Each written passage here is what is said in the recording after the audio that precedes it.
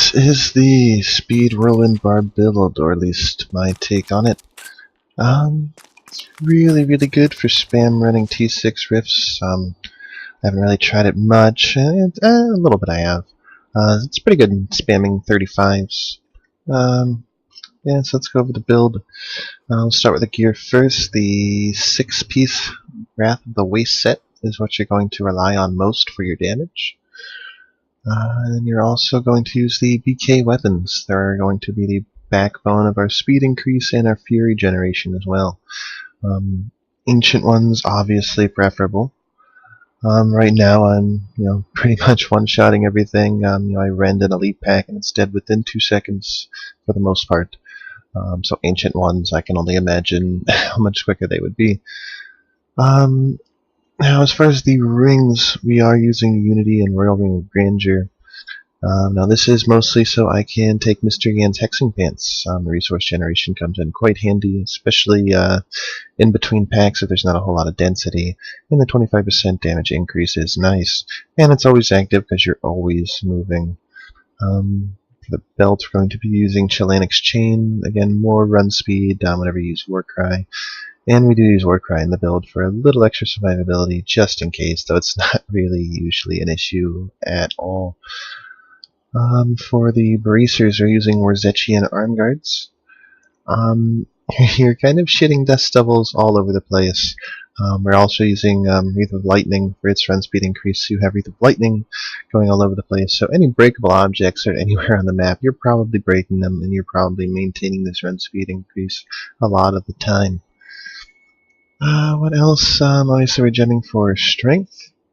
I'm using experience gem because why not? We're not really going to be reliant on cooldown reduction for anything. It's not going to make a huge difference anyway.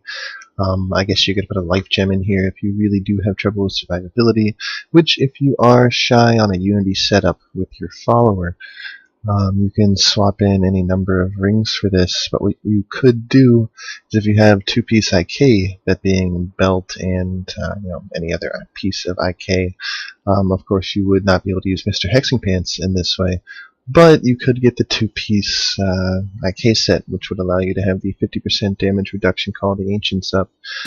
See if we can find those for you guys here. Yes, that would be called Ancients together as one.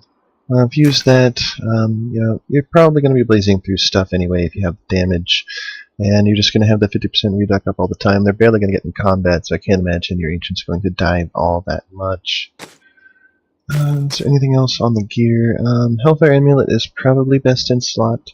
It could be arguable for immunity next, especially in greater rifts, but we're not really going to have to worry about immunity too much the way we're killing stuff this quickly. So Hellfire Amulet that would allow you to pick up an extra damage passive is always really nice, and mine happened to roll pretty well. As far as the gems, we are using Boon of the Hoarder, like I said, for the run speed increase. Pain Enhancer. We're going with a physical build here, so Pain Enhancer's damage is going to be buffed by that. Extra attack speed on a mob is really nice. I mean, if you have a big pack of mobs, you're getting a lot of extra attack speed, which means you're shooting out a lot more Dust Devils, which is always good. And the bleed synergizes really well with the fact that we're rending, and one of our passives, that being Ruthless, since you might be leaving some white mobs behind as you kind of run through all of those Pain Enhancer crits. Those are going to be doing a lot more damage because everything's probably going to be low health anyway from your Dust Devils.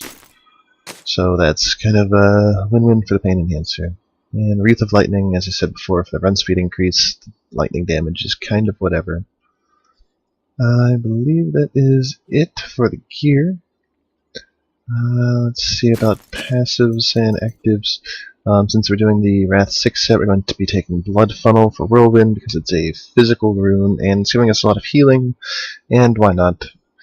Rend Bloodbath just spreads those rends a lot more easily, and they're probably going to be killing off those mobs for you since you're just going to be storming through.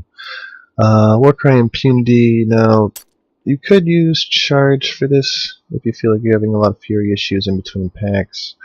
Mostly using this for the Chilanix run speed increase, and if you're not really having any survivability issues, especially with the Unity, Charge could be the way to go. Just a lot of extra fury if you need it, then it's there. Battle Rage Bloodshed. Now, there's a couple different ways you can go with this. I prefer Bloodshed because the tornadoes individually are hitting for a pretty good amount of damage, so in a large pack of mobs scenario, a lot of that damage is going to be spreading really, really well. Into the Fray is pretty decent. The way Ren damage is calculated, extra crit chance is going to buff the damage of Ren pretty significantly. Since using two one-handers, the damage of Ren is already kind of diminished a little bit as is, and you're not going to be renting all that much, since we're spamming T6 or 35 greater rifts.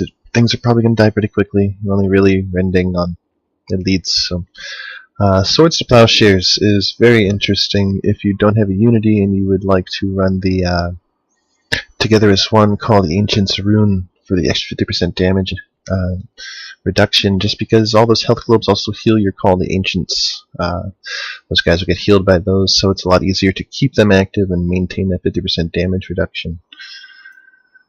But I prefer Bloodshed, as I said. So Sprint Marathon, also a little negotiable as well. We're mainly using it for the increase in speed. Marathon allows it to last a little bit longer, which is nice if you're kind of shy on Fury in between packs. Run like the Wind. If you're just kind of, really good on Fury, it can be nice. Probably extra pain enhancer procs. So a little extra damage doesn't hurt. I prefer Marathon just to make it easier on Fury, because I like to keep up at full Fury for the Berserker Rage buff. And then we finally use Wrath of the Berserker Insanity, just because on a large group of elites, like you just have that really dense rift and there's like 3 different champion packs around you, you pop this and you're just increasing your efficiency by a lot by just destroying those packs, which would otherwise take you a little extra time. For passives, Ruthless is almost non-negotiable. It's so much extra damage and synergizes so well with the fact that we're leaving bleeds and all these things that we've already torn through. It's going to be finishing a lot of things off for us. Berserker Rage, so generating so much Fury passively is really nice because we're probably going to be at full Fury, especially with Weapon Master. And since we're using BK weapons, we have Mighty Weapons for the 2 Fury per hit. Brawler is very nice as well. Most of the time you're going to have 3 enemies around you within 12 yards, so most of the time you'll have a 20% damage increase. Also keep in mind I do have a Hellfire Amulet, so I do have Rampage as well. Probably swap that in for Brawler, I'd imagine, since your Fury generation either way is going to be pretty similar. You can probably keep up Berserker Rage. I feel like Weapon Master is just too good to give up, and Ruthless, the synergy with our bleeds, is also too good to give up. So that's pretty much the build. I will go ahead and run a T6 Rift real quick for you guys here to let you see kind of what the build is about. Yeah. So have fun, hope you enjoyed the video, guys, and like the video.